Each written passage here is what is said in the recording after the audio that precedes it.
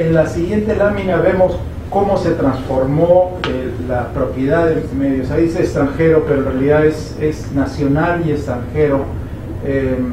Esta es una cita que viene de Rosemary Thorpe.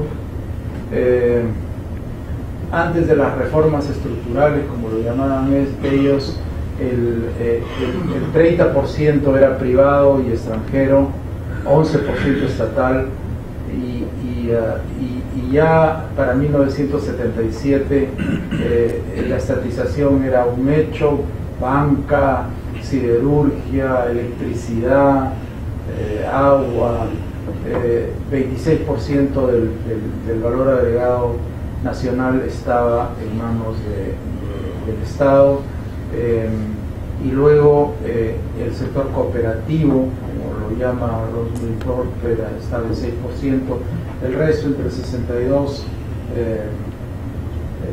y 100, me imagino que es el sector tradicional. Ahora, todos estos procesos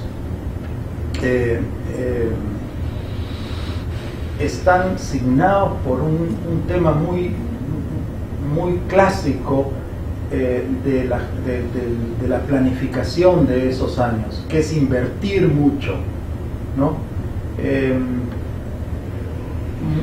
Muchos analistas consideran que la debacle de la Unión Soviética ha sido exceso de inversión sin ningún rendimiento. Es decir, no preocuparse por la productividad de esa inversión, sino sencillamente invertir como si la inversión en sí fuera lo que origina el crecimiento. Antes de la caída del muro de Berlín, los niveles de inversión en la Unión Soviética eran grandes, primero gracias a la disponibilidad de petróleo, pero también lo eran aquí con Velasco, y la falta de productividad y organicidad del Perú en términos económicos, lo que genera es un aumento de deuda muy grande, y los aumentos de deuda y la incapacidad de generar recursos, y con una industria que gracias a Velasco lo que hacía era destruir más que producir. Muchas veces lo que se hacía era importar cosas que una vez ensambladas costaban más que el precio de aquellos productos que se habían incorporado en ellas, y que sin embargo a precios del mercado doméstico generaban pingües utilidades para aquellos que se encargaban de esto. Pero eso chocaba siempre con el límite que era la balanza de pagos, es decir, la disponibilidad de reservas. Entonces, no es solo la industria, es la inversión estatal no productiva o con muy baja productividad de estos años.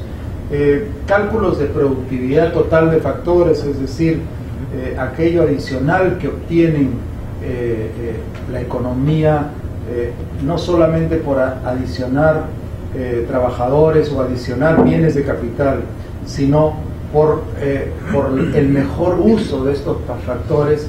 El crecimiento de esta productividad en esos años fue cero o negativa. Es decir, cuando uno mira los países que han crecido mucho, uno mira que uno dice, bueno, tanto hemos crecido 2 puntos porque hemos invertido, hemos crecido otros 2 puntos porque hemos incorporado más trabajadores, y hemos crecido 4 puntos o 5 puntos porque con los mismos recursos estamos haciendo más cosas, ¿no? Nosotros al final del periodo de Velasco, con las mismas cosas, con los mismos recursos hacíamos menos cosas, ¿no? Y eso es fundamentalmente el origen del estancamiento. Esto, en realidad, Velasco es echado del poder por una gripe de balanza de pagos, ¿no?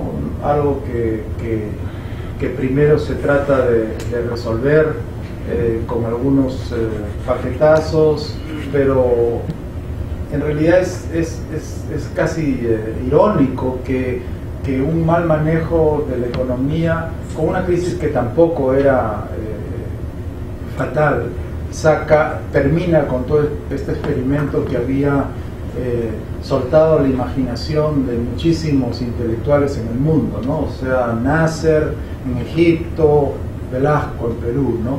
Vamos a estudiarlo, vamos a escribir tesis, hay decenas de tesis doctorales sobre este Maverick latinoamericano, ¿no? Es en realidad esta necesidad de conseguir apoyo externo la que mueve a Morales a empezar a liberalizar, y lo que hace, si vemos en lo siguiente, empieza a eliminar estas prohibiciones absurdas, ¿no? Primero el Registro Nacional de Manufacturas, ¿no?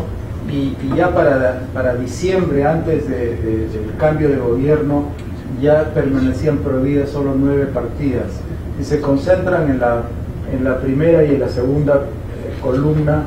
Ven una cosa que dice restringidas, otras temporalmente prohibidas.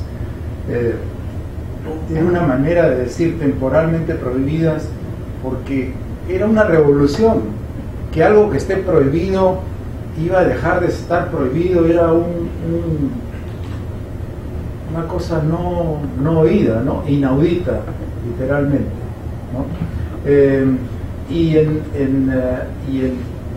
Y para diciembre de 1980 se hacen ya los cambios fundamentales. Estaba en el gobierno también participando, aunque se le ve muy jovencito, a nuestro panelista Taos, muy a favor y defendiendo y resistiendo los insultos, ataques del lobby proteccionista. En esa época, sobre todo en la época del gobierno militar, que estaba un poco a la defensiva, los temas se resolvían un poco con grandes periodicazos, ¿no? Es decir, un gran desplegado en un periódico terminaba con el funcionario que estaba fastidiando, ¿no? Ese era el estilo más o menos, y nadie se peleaba con nadie en realidad con los grandes, ¿no? O sea, estamos a favor de la política económica del Perú. Lo único que nos molesta es que algunos asesores, viceministros, el presidente está ocupado en cosas importantes, no en estas tonteras. Lo mismo con el premier, por favor sáquenlo, ¿no? O sea, eso era para mala suerte de muchos de nosotros. No nos sacaron ahí mismo, sino que nos dejaron recibiendo huevos podridos durante un buen año. Ahí les puedo enseñar una de las miles en la siguiente foto del ¿no? Pues, me gustará, ¿no?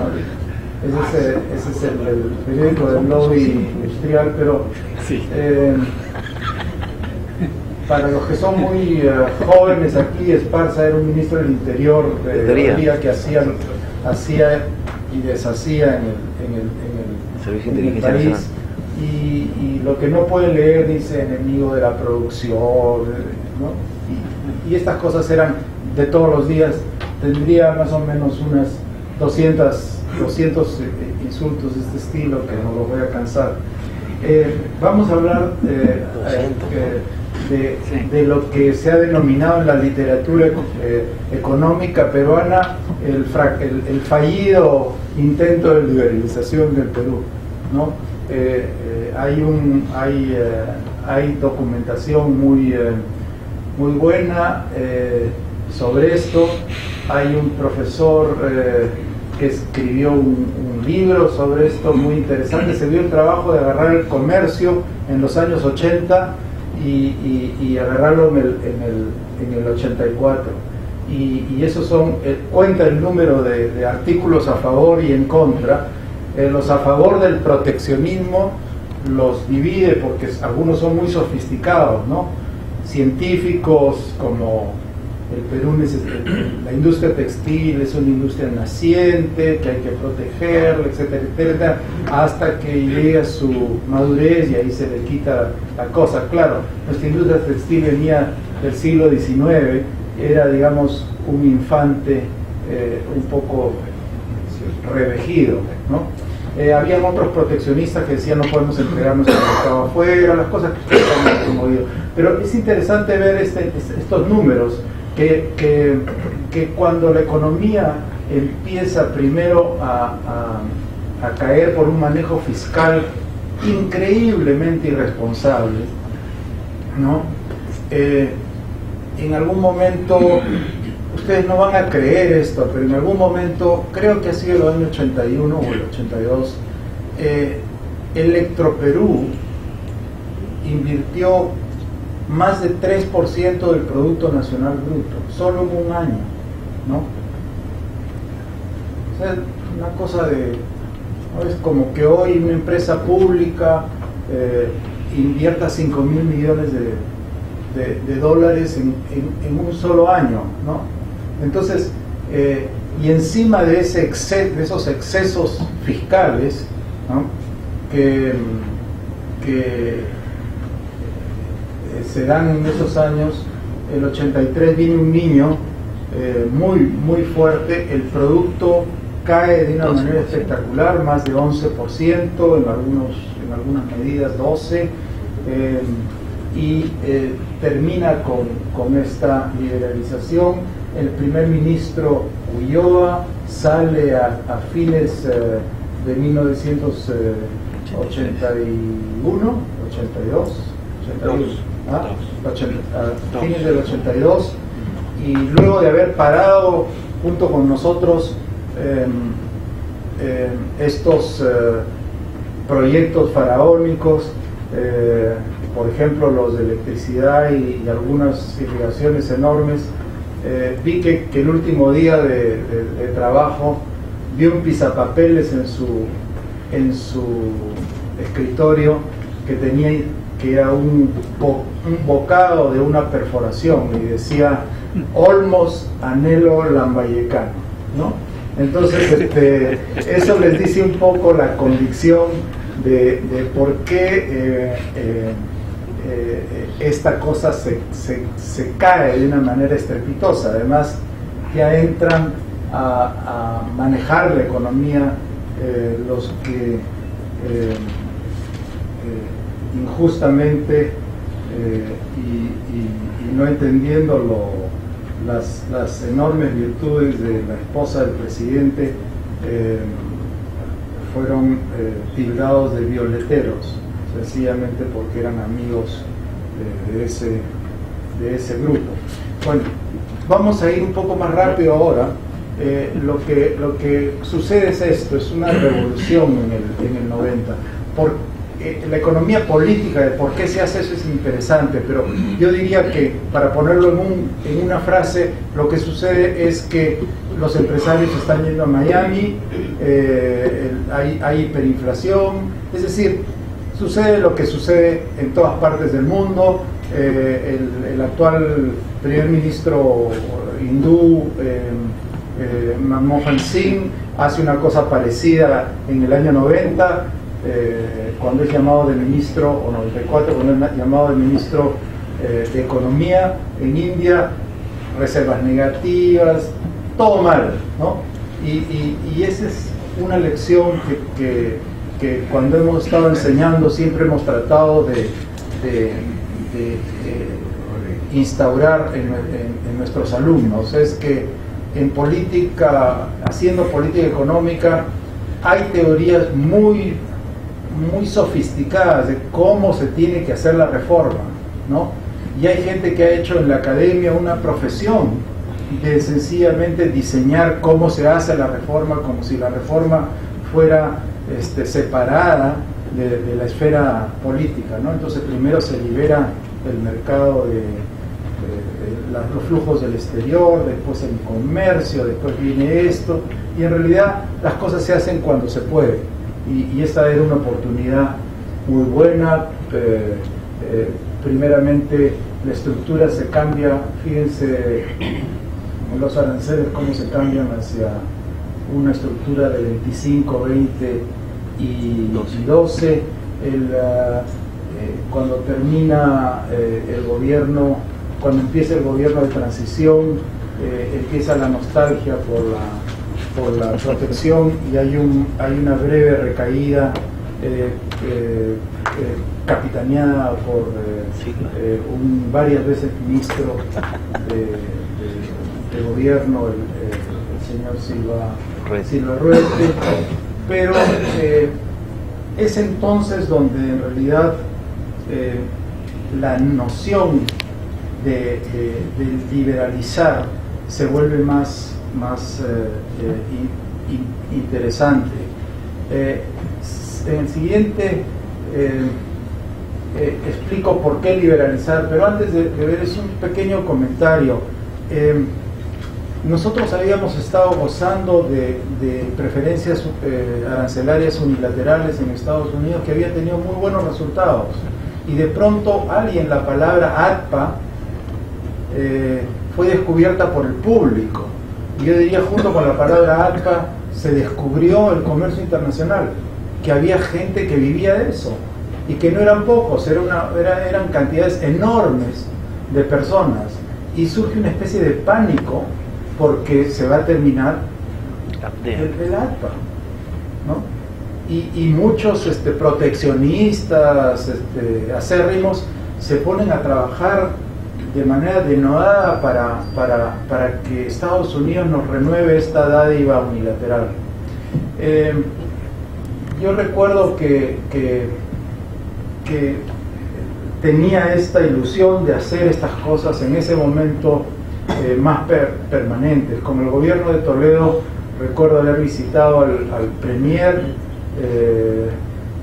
Kuczynski, al ministro de Economía entonces, y le dije: mira, hay un señor en Bolivia que se llama Quiroga, que tiene una esposa tejana, y son amigos de Bush, y Bush le ha dicho: oye, ¿por qué no te metes por qué no hacemos un tratado de libre comercio? Seguíamos nosotros con la idea de juntarnos con Colombia, Ecuador, Bolivia y Venezuela, pero yo le dije: olvídate de ellos, vámonos con los bolivianos que tienen el ofrecimiento político. Esto era impensado en ese momento. Es más, era impensado inclusive para Pedro Pablo, que me dijo en inglés: ¿Do you mean NAFTA?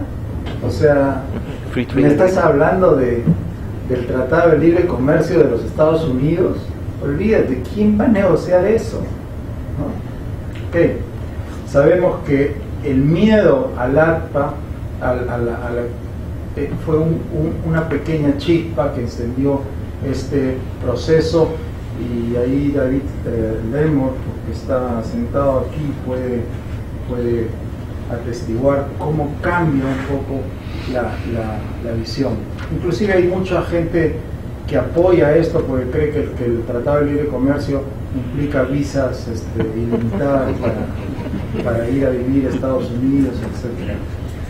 Empieza un lobby entonces muy fuerte contra lo que después, varios años después, es la iniciativa del Tratado de Libre Comercio para América, el ALCA, que nació muerto, porque sencillamente éramos países muy distintos, y yo mismo jamás hubiera recomendado a Brasil a entrar en ese esquema si es que Estados Unidos no ponía en orden su sector agrícola. Pero ese es cuento de otro. Quisiera ahora